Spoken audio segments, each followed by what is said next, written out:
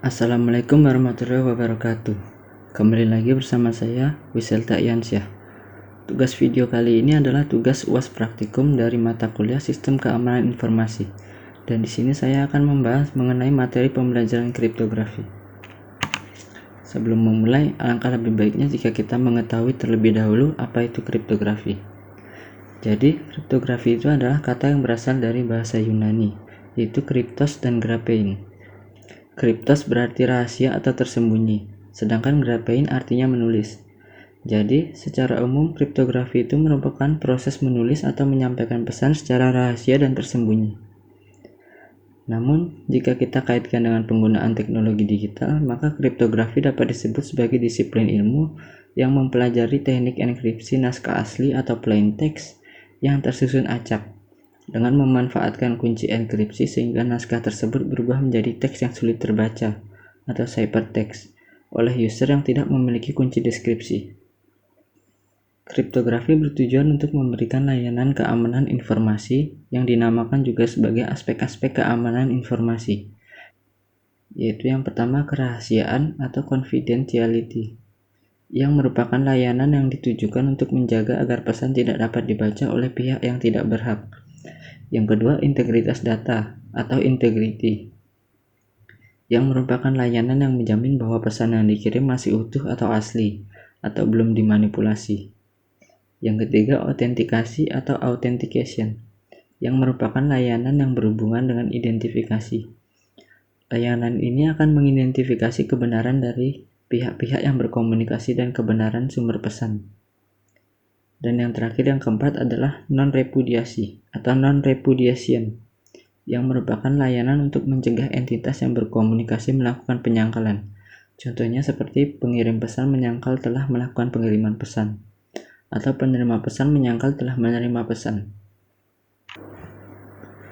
Untuk contoh praktikum pada materi ini, saya akan menggunakan teknik kriptografi substitusi yang menggunakan algoritma Caesar-Cipher dan algoritma Vigenère-Cipher.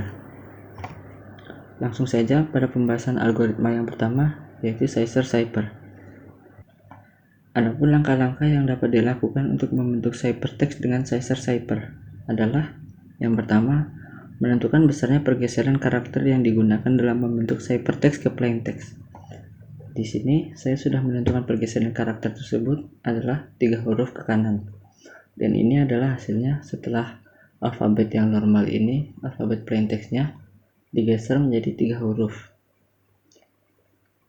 Dan yang kedua adalah menukarkan karakter pada plain text menjadi ciphertext dengan berdasarkan pada pergeseran yang telah ditentukan sebelumnya. Nah, bisa dilihat pada contoh ini adalah plain text-nya Politeknik Negeri Pontianak. Nah, dari hasil alfabet yang sudah digeser 3 huruf ke kanan tadi, kita hanya tinggal menukarkan masing-masing huruf pada plain text ini ke ciphertext-nya. Adalah yang pertama huruf P. P di sini akan menghasilkan huruf S. Huruf O akan menghasilkan huruf R. Huruf L akan menghasilkan huruf O. Huruf I akan menghasilkan huruf L. Huruf T akan menghasilkan huruf W. Huruf E akan menghasilkan huruf H. Huruf K akan menghasilkan huruf N. Huruf N akan menghasilkan huruf Q. Huruf I akan menghasilkan huruf L. Huruf K akan menghasilkan huruf N. Huruf N akan menghasilkan huruf Q. Huruf E akan menghasilkan huruf H. Huruf G akan menghasilkan huruf C. Huruf E akan menghasilkan huruf H. Huruf R akan menghasilkan huruf U. Huruf I akan menghasilkan huruf L.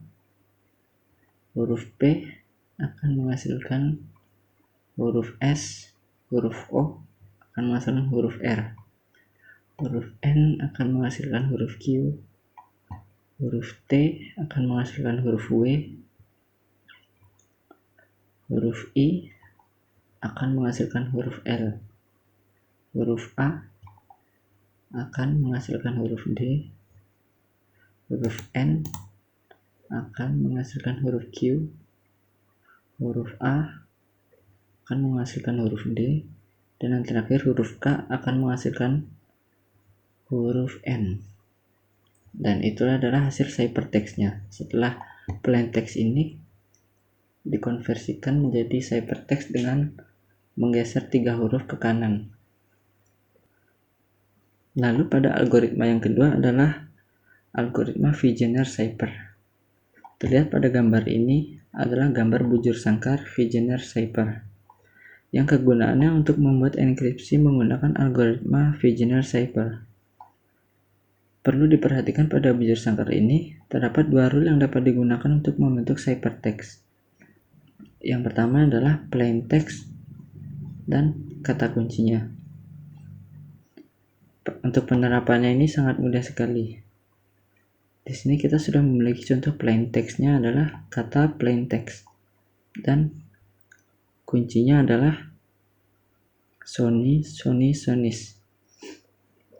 Langkah berikutnya adalah kita hanya tinggal mencari huruf yang mempertemukan dari plain text dan kata kunci ini. Yang pertama adalah huruf K dan huruf S. Di sini kita cari huruf K pada plain text dan huruf S pada kata kunci. Huruf K, huruf S. Nah, di sini menghasilkan huruf C. Maka ciphertext huruf pertamanya adalah C.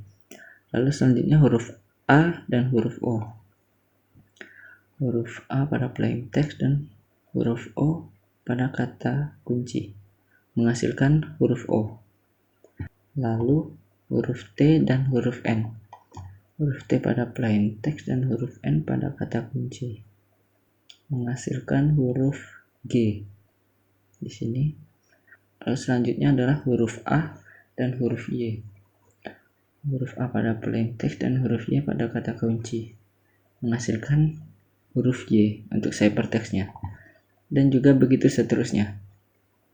Sebenarnya ada cara lebih mudah untuk mengonversikan plain text ke ciphertext untuk kedua algoritma ini, adalah menggunakan bantuan tools.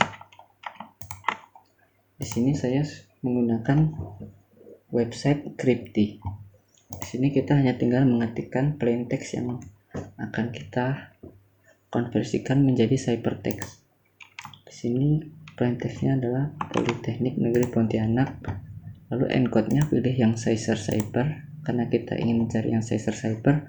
Lalu untuk pergeseran karakternya sesuai dengan yang sudah didemokan sebelumnya adalah kita menggunakan pergeseran karakter 3 huruf ke kanan.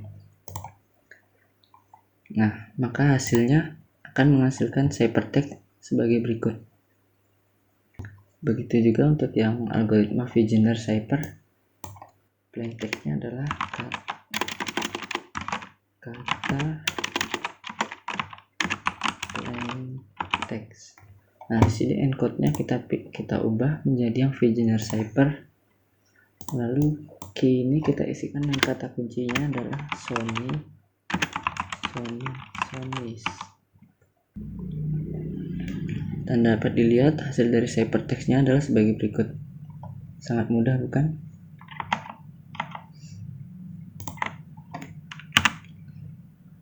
Lalu kesimpulan dari materi pembelajaran ini adalah pada pembuatan ciphertext bisa dilakukan menggunakan berbagai algoritma yang ada.